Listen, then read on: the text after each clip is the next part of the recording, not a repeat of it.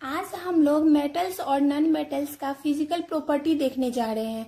तो हमने आप लोगों को पहले ही बता दिया है जो फिजिकल प्रॉपर्टी क्या होता है। तो कोई भी जो हमारे पास एलिमेंट होता है उस एलिमेंट को हम उसको देख के जो हम उसको अलग कर देते हैं वही उसका फिजिकल प्रॉपर्टी हो जाता है। यानी बाहरी गुणों को देख के जो हम तुलना करते हैं वो किसी भी चीज का फिजिकल कहलाता है। तो यहाँ पे हमें वही देखना है मेटल्स और नॉन मेटल्स का फिजिकल प्रॉपर्टी। यानी कि जब बहुत पहले की बात है, जब सारे एलिमेंट्स हमारे पास थे तब उसको हम कैसे छांटते, तो वहां पे उनको उनका बाहरी अपीयरेंस जैसे था उस आधार पे हमने उनको मेटल और नॉन मेटल में डिवाइड किया है, और साथ ही साथ उनके जो केमिकल प्रॉपर्टी थे उस बेसिस पे भी हमने मेटल्स और नॉन मेटल्स में उन्हें बांटा है। तो यहाँ पे पहले हम फिजिकल प्रॉपर्टी देख लेते हैं। जो फिजिकल प्रॉपर्टी क्या है मेटल्स और नॉन मेटल का। तो सबसे पहले हम यहाँ पे जो है दो साइड, एक साइड मेटल्स और दूसरे साइड जो है नॉन मेटल लिख दिए हैं। अब हम सबसे पहले यहाँ पे देख रहे हैं जो मेटल्स में फिजिकल कहने का मतलब सीधे आप लोग याद रखिए, अगर आपके पास कोई एक मेटल्स ले लीजिए, एग्जाम्पल के तौर पे आप कोई गोल्ड ले लीजिए। तो जो आप गोल्ड ले रहे हैं, गोल्ड क्या है, एक मेटल है। तो इस गोल्ड को देख के आपको कैसा लगता है, जैसे कि आप सबसे पहले गोल्ड को देखते हैं तो लगता है देख के जहाँ गोल्ड क्या है एकदम चमकता है, यानी ये क्या है, ये लश्चर है। तो ये इसका फिजिकल प्रॉपर्टी हो जाता है, यानी मेटल्स का फिजिकल प्रॉपर्टी हो गया ये लश्चर है। तो इस पूरे में जो है आप मेटल्स में गोल्ड को ध्यान में रख के इस चीज को कर सकते हैं, क्योंकि गोल्ड जो है आप सब लोग देखे हुए हैं। जैसे कि अगर हम बात करते हैं गोल्ड की, तो आप लोग कहिएगा जो गोल्ड जो होता है वो क्या होता है, मेलेबल होता है, क्योंकि उसको जो है एक रूप से दूसरे रूप में हम लोग गोल्ड को क्या करते हैं, पिघला देते हैं, और पिघलाने के बाद एक रूप से दूसरे रूप में उसे ढाल देते हैं। तो इस तरीके से आप लोग समझ सकते हैं मेटल्स का जो है फिजिकल प्रॉपर्टी और नॉन मेटल का। तो सबसे पहले हम लोग यहाँ पे बात कर रहे हैं जो मेटल जो होते हैं वो क्या होते हैं, जनरली सॉलिड होते हैं रूम टेम्परेचर। रूम टेम्परेचर कहने का मतलब होता है अभी हमारे सराउंडिंग का जो टेम्परेचर है उस टेम्परेचर पे। तो जितने भी मेटल्स होते हैं वो रूम टेम्परेचर पे क्या होते हैं, सॉलिड होते हैं। अगर आप बात करते हैं गोल्ड, सिल्वर, एल्यूमिनियम, तो ये सब क्या है, अभी सब सॉलिड स्टेट में है। और अगर चाहते हैं तो किसी को भी पिघला के आप लोग जो है लिक्विड स्टेट में चेंज कर सकते हैं। तो यहाँ पे लिखा गया है फर्स्ट में मेटल्स जो है जनरली क्या होते हैं, रूम टेम्परेचर पे सॉलिड होते हैं। इसमें भी एक जो है एक्सेप्शन है, वो है मरकरी और गैलियम। मरकरी और गैलियम जो है लिक्विड स्टेट में होते हैं रूम टेम्परेचर पे ही। मरकरी तो आप लोग देखे ही होंगे, थर्मामीटर में भरा रहता है, तो वो लिक्विड स्टेट में है। गैलियम जो है ये भी लिक्विड स्टेट में ही होता है, और ये जो है हमारे रूम टेम्परेचर पे ही ये भी लिक्विड स्टेट में होता है। तो ये एक बात हो गया है पहला पॉइंट मेटल के लिए।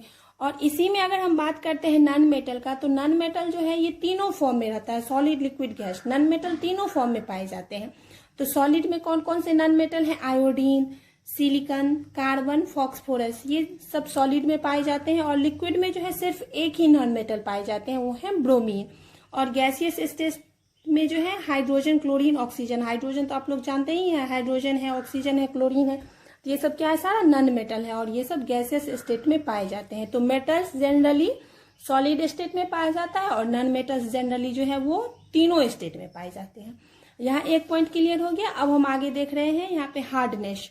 तो मेटल्स जो होते हैं वो जनरली हार्ड होते हैं। जनरली कहने का मतलब होता है लगभग सब मेटल हार्ड होते हैं, इसमें एक दो जो है वो एक्सेप्शन में भी रहता है।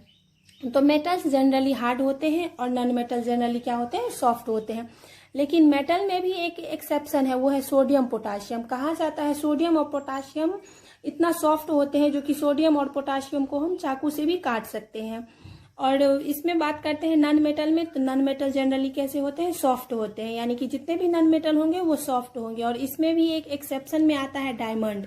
डायमंड कार्बन का ही एक रूप होता है, और डायमंड जो है बहुत ही ज्यादा हार्ड होता है। डायमंड को सबसे हार्डेस्ट सब्सटेंस भी माना जाता है, लेकिन डायमंड क्या है, वो नॉन मेटल में आता है। तो इसीलिए इसका भी एक एक्सेप्शन हो गया है। अब हम बात करते हैं तीसरे पॉइंट की। तीसरे पॉइंट में है मेटेलिक लश्चर। मेटेलिक लश्चर जो होता है इसका मतलब क्या होता है, लश्चर मतलब होता है चमकदार। तो मेटेलिक लश्चर होते हैं, यानी कि जो सब्सटेंस, जो एलिमेंट एकदम से चमकदार हो तो उसी को हम लोग मेटेलिक लश्चर कहते हैं।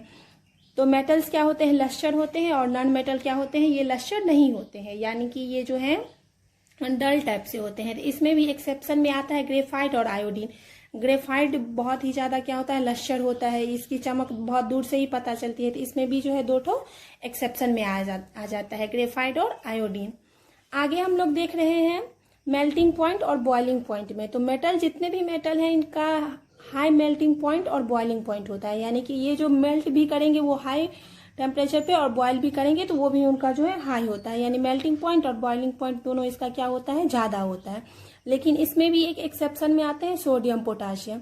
तो आप इस तरीके से याद रख सकते हैं, जितने भी सोडियम और पोटाशियम जो है ये मेटल होने के साथ साथ इनमें जो है मेटल का ज़्यादा गुण नहीं है, यानी कि यहाँ पे हम फिजिकल प्रॉपर्टी से देख रहे हैं, लेकिन फिजिकल से ज़्यादा इंपॉर्टेंट होता है केमिकल प्रॉपर्टी। तो ये चीज आप याद रखिएगा, जो सोडियम पोटाशियम लगभग जो है मेटल्स में अक्सर एक्सेप्शन में आ जाते हैं, और नॉन मेटल में अक्सर एक्सेप्शन में कौन आते हैं, तो ग्रेफाइट अक्सर आ जाते हैं एक्सेप्शन में। तो यहाँ पे हम बात कर लेते हैं अब नॉन मेटल की। नॉन मेटल का जो है लो मेल्टिंग पॉइंट और बॉइलिंग पॉइंट होता है, इसमें भी एक एक्सेप्शन है, वो है ग्रेफाइट। अब आगे बात आती है यहाँ पे मेलेबिलिटी की। तो मेलेबिलिटी मतलब क्या होता है वो पहले समझिए, मेलेबल। तो यहाँ पे हम लोगों ने अभी यहाँ समझ रहे हैं मेलेबल क्या होता है। तो मेलेबल कहने का मतलब होता है कोई भी सब्सटेंस को हम मेलेबल तब कहते हैं जब उसको हम जो है हैमर करके उसको पतले चादर के रूप में कन्वर्ट कर सकते हैं। देखिए मेलेबल से आप ऐसे भी याद रख सकते हैं, मैली चादर, मैले है ना, तो मैली चादर यानी जिसे आप चादर के रूप में कन्वर्ट कर सकते हैं, वह जो है मेलेबिलिटी कहलाता है।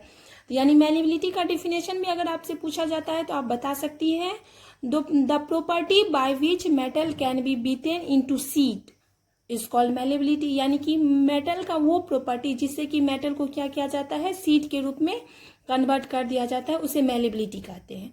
तो मेटल जो है वो अच्छे मेलेबल होते हैं और नॉन मेटल जो है वो मेलेबल नहीं होते हैं, यानी वो ब्रिटल होते हैं। एग्जाम्पल के तौर पे समझ लीजिए गोल्ड और सिल्वर। गोल्ड और सिल्वर क्या है, इसको आप जो है अच्छे से पीट के जो है इसको मेलेबिलिटी इसकी इतनी ज़्यादा होती है कि इसको आप अच्छे से एकदम पतला से पतला जो है चादर के रूप में बना सकते हैं। और ऐसा कहा जाता है 1 ग्राम गोल्ड से जो है 2 किलोमीटर लंबा तार बनाया जा सकता है। तो वो वाली बात डक्टिलिटी में आ जाएगी, वायर वाली बात। तो यहाँ पे मेलेबल समझ गए हैं, यानी बहुत पतला से पतला रूप में इसे पतला चादर के रूप में बनाया जा सकता है। और दूसरा आता है नॉन मेटल। तो नॉन मेटल जो है वो ब्रिटल होते हैं, यानी भंगूर होते हैं। जैसे अगर आप बात करते हैं ऐसे आप समझिए, अगर आपके पास कोई मिट्टी का थोड़ा सा इतना बड़ा टुकड़ा है तो अगर उसको आप नीचे डालते हैं तो वो क्या हो जाता है, पूरा टूट जाता है ना। नॉन मेटल बिल्कुल वैसे ही होते हैं।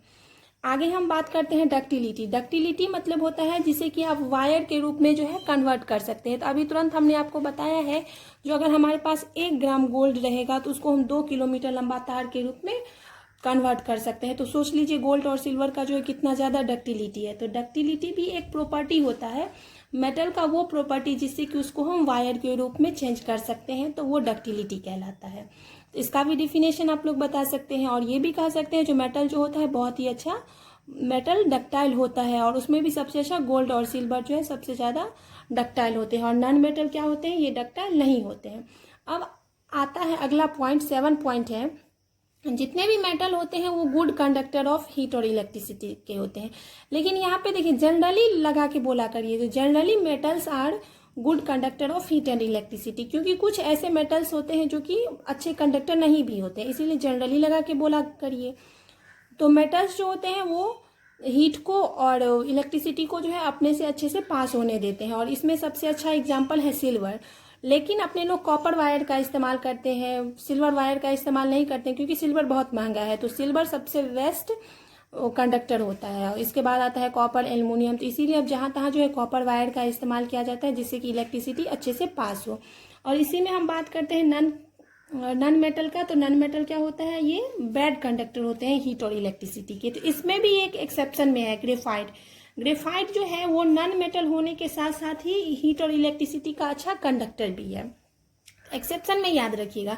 वैसे भी पूरे को आप गौर से देखें तो ग्रेफाइट ही हर चीज में एक्सेप्शन में आ रहा है, जहां भी आ रहा है वहां पे। तो इस तरीके से भी याद रख सकते हैं। फिर आगे हमारा आता है सोनोरस। तो सोनोरस क्या चीज होता है, सोनोरस जो है ये भी एक ऐसे कह सकते हैं, ये भी एक प्रॉपर्टी ही है। क्योंकि जब हम किसी मेटल को किसी चीज से मतलब उसको एक्सट्रैक्ट करते हैं तो उसमें एक साउंड प्रोड्यूस होता है, जिसको कि सोनोरस कहते हैं। जैसे कि याद है मंदिर का जो घंटी होता है, तो मंदिर की घंटी को जब आप ऐसे करके करते हैं, बजाते हैं मंदिर की घंटी को, तो उसमें से एक साउंड निकल के आता है, उसी साउंड को जो है सोनोरस कहा जाता है। तो मेटल्स क्या होते हैं, वो सोनोरस होते हैं। मेटल क्या होते हैं, सोनोरस होते हैं। और इसमें भी एक्सेप्शन में आता है सोडियम और पोटाशियम। सोडियम और पोटाशियम को छोड़ के जितने भी मेटल्स होते हैं वो सोनोरस होते हैं। और नॉन मेटल क्या होते हैं, नॉन सोनोरस होते हैं। तो यहाँ पे 3 चीज़ का डिफिनेशन, पूरे इसको देख के आपको 3 चीज़ का डिफिनेशन भी याद रखना है। एक तो मेलेबिलिटी का, एक डक्टाइल का, एक सोनरस का, और बाकी बात सब इसका प्रॉपर्टी के बेसिस पे याद रखिएगा। और आगे जो है अब हम लोग केमिकल प्रॉपर्टी देखेंगे।